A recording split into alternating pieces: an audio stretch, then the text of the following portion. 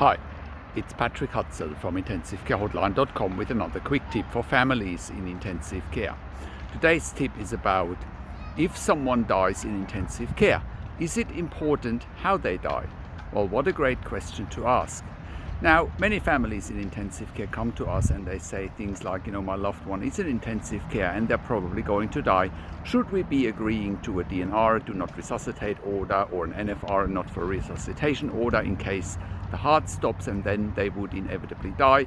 Or they're asking questions like, should we be following the intensive care team's advice and stop all life support and let their loved ones die? Because according to the intensive care team, they wouldn't have any quote-unquote quality of life and they are suffering. Now, if you are asking this question, I'm sure you can actually answer that question for yourself. Now, if you were in that situation in intensive care, what would you want? Would you want to fight for a fighting chance, or would you just want to stop everything and let your loved one pass away? Because then, if your loved one has passed away, he or she is gone. They're gone.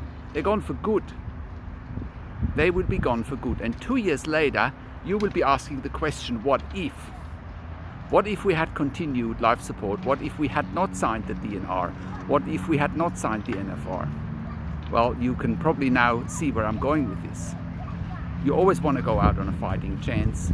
I disagree with the notion that that patients in intensive care suffer unduly. Yes, there may be an element of suffering. I'm not disputing that, but what if suffering leads you to being alive?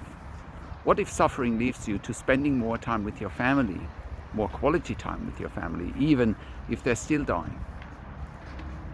I can't tell you how many families come to us after a year or 2 years after they've lost a loved one in intensive care. And they're saying things like, we've agreed to stopping life support prematurely, because then they're asking the question, what if? What if my loved one would have survived? What if? Many families, many intensive care teams, as a matter of fact, don't care about that. All they see is, we need that bed for the next patient. We don't agree with what your perception is about quality of life, but that's all it is. It is a perception, and you are in control of that perception, not the intensive care team.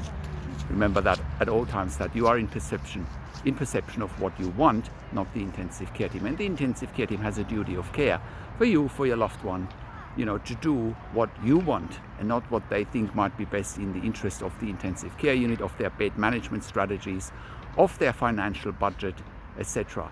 Quality of end of life matters big time. It matters for your peace of mind. It matters for your peace of mind down the line, whether your loved one survives or not. That is my quick tip for today.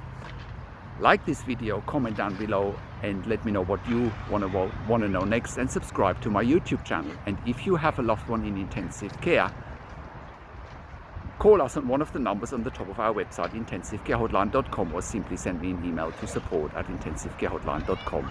Take care for now. This is Patrick Hutzel from IntensiveCareHotline.com, and I'll talk to you in a few days.